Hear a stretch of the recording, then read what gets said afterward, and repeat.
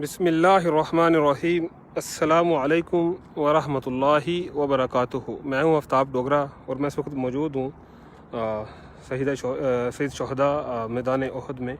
ये मस्जिद है बिल्कुल आपकी आंखों के सामने, मस्जिद शहीद शोहदा है और ये जबल उहद है, आप ये देख रहे हैं सामने अपनी आंखों के सामने।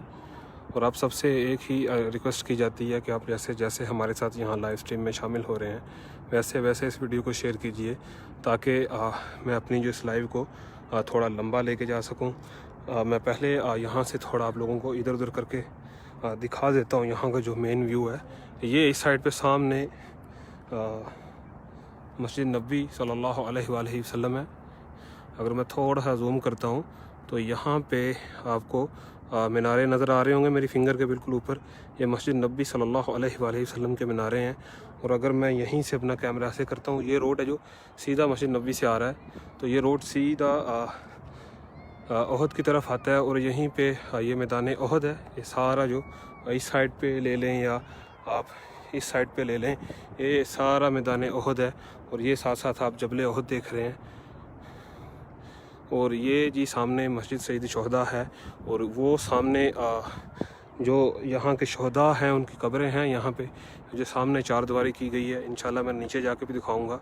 तो इससे पहले कि जो यहाँ का किस्सा है हम स्टार्ट करें, मेरे साथ अब्दुल लतीफ़ भाई हैं तो वो आपको ज़्यादा अच्छे से समझाएंगे। उससे पहले आप सबसे एक ही रिक्वेस्ट की जाती है कि आप जितना ज़्यादा से ज़्यादा इस वीडियो को शेयर कर सकते हैं तो उतना ज़्यादा से ज़्यादा शेयर कीजिए। लें अब्दुल लतीफ़ भाई।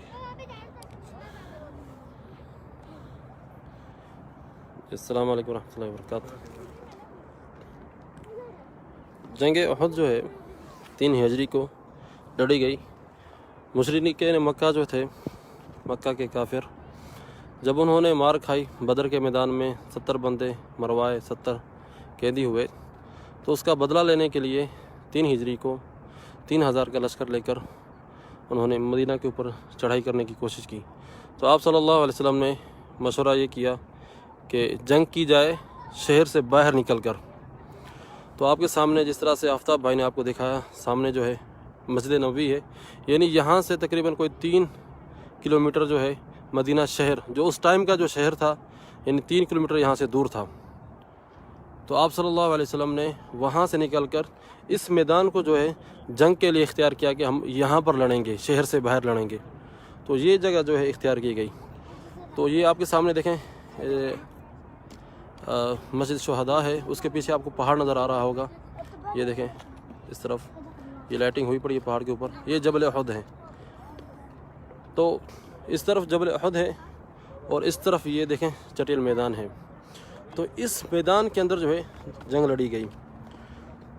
तो आप सल्लल्लाहु अलैहि वसल्लम ने जो एक जंगी हिकमत अमली होती है उसके मातहत जो है, जिस पहाड़ पे मैं खड़ा हुआ हूँ अभी, ये है जबल रुमात। जबल रुमात यानी जबल पहाड़ को कहते हैं और रुमात कहते हैं तीर अंदाज़ों को, यानी तीर अंदाज़ों वाला पहाड़। तो आप सल्लल्लाहु अलैहि वसल्लम ने ये जो एरिया जो है जंग के लिए इख्तियार किया और आप सल्लल्लाहु अलैहि वसल्लम ने 50 के करीब जो है 50 सहाबा को यहाँ पर खड़ा किया कि तुम तीर लेकर यहाँ पर खड़े रहो, यानी तीर लेकर खड़े रहो, क्योंकि ये बैक साइड जो है, क्योंकि जंग तो इस तरफ हो रही थी, ठीक है ना। तो आप सल्लल्लाहु अलैहि वसल्लम सोच रहे थे कि उन्होंने ये यानी कि एक हिकमत अमली बनाई कि अगर खुदा ना खास्ता जो है हम मुशरिकीन मक्का को शिक्स्त देकर उनको पीछे धकेलें तो बैक साइड हमारी महफूज होनी चाहिए, ऐसा ना हो कि हमारे ऊपर कोई पीछे से हमला कर दे।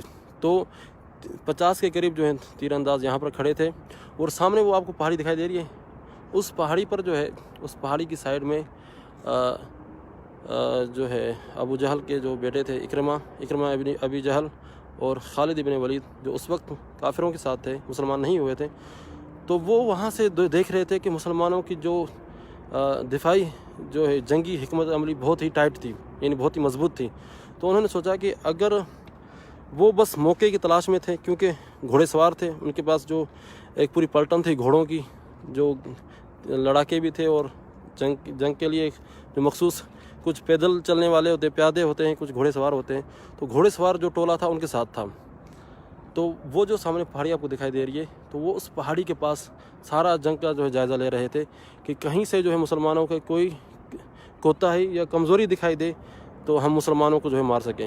یعنی کہ جنگ کی ابتدا میں جو ہے مسلمانوں نے کافروں کو مار کر جو ہے اس طرف یہ سائڈ جو ہے مکہ کی ہے، تو انہوں نے مسلمانوں کو مار کر بھگانا شروع کیا، کافروں کو بھگانا شروع کیا مسلمانوں نے.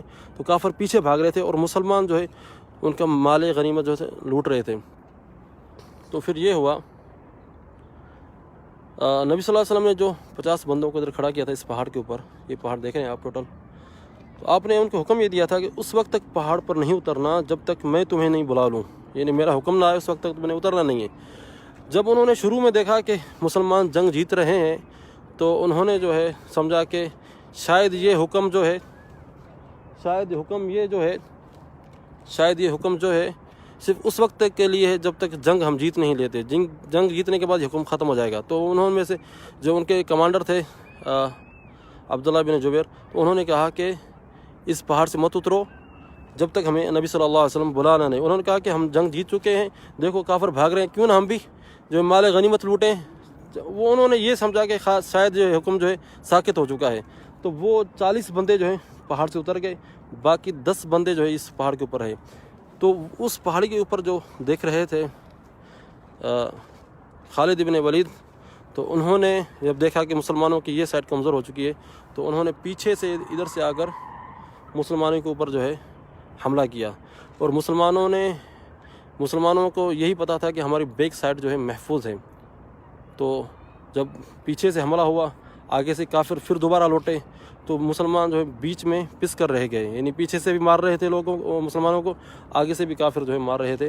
تو اس دوران جو ہے 70 صحابہ جو ہے شہید ہوئے، جس میں سے نبی صلی اللہ علیہ وسلم کے چچا حمزہ بن عبد المطلب اور مصعب بن عمیر، اور اس کے علاوہ کافی اور دیگر صحابہ جو ہیں شہید ہوئے.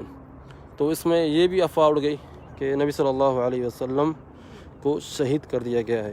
حالانکہ آپ صلی اللہ علیہ وسلم شہید نہیں ہوئے تھے. پھر بعد میں جو ہے مسلمانوں نے یہ جنگ فتح کی، لیکن نقصان ہوا، 70 صحابہ شہید ہوئے. صرف چھوٹی سی غلطی، یعنی کہ نافرمانی کی وجہ سے اللہ تعالیٰ محفوظ فرمائے، تو یہ سبب بنا تھا مسلمانوں کی شکست کا. تو اس کی نسبت سے یہ سامنے جو آپ کو 4 دیواری نظر آ رہی ہے، یہ شہدائے احد ہیں جو 70 صحابہ شہید ہوئے تھے، ان کا ایک قبرستان ہے. اور اسی نسبت سے یہاں پر ایک مسجد بنائی گئی ہے جسے مسجد الشہداء کہا جاتا ہے.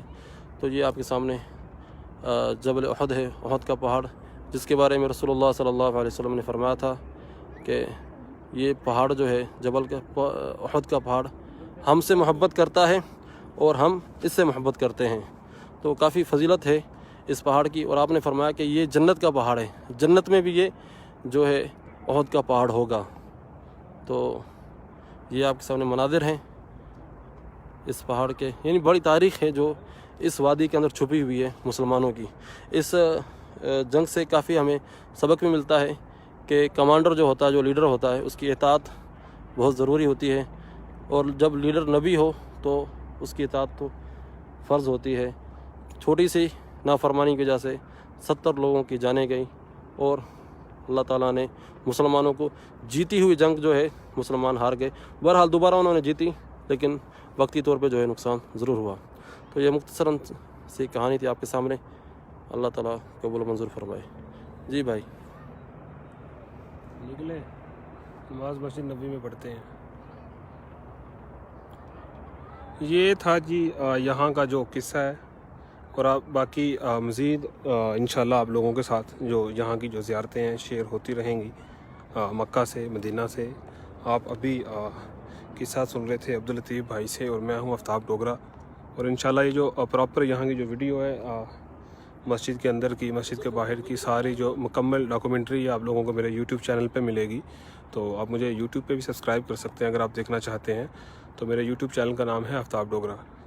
اور آپ سب سے ریکویسٹ کی جاتی ہے کہ جب کوئی ایسا ہسٹریکل پلیس ہو تو اس کی ویڈیو زیادہ شیئر کیا کریں، تاکہ زیادہ سے زیادہ جو لوگ ہیں ہمارے ساتھ شامل ہو سکیں. زیادہ سے زیادہ لوگوں کو یہ جو ہماری اسلام کی ہسٹری ہے، ورثہ ہے، تو ان کو اس چیز کی معلومات مل سکے. تو اب تک کے لیے جتنا ہی تھا. تو ملتا ہوں ایک نئی ویڈیو کے ساتھ. تب تک کے لیے مجھے اجازت دیجیے. السلام علیکم ورحمۃ اللہ وبرکاتہ.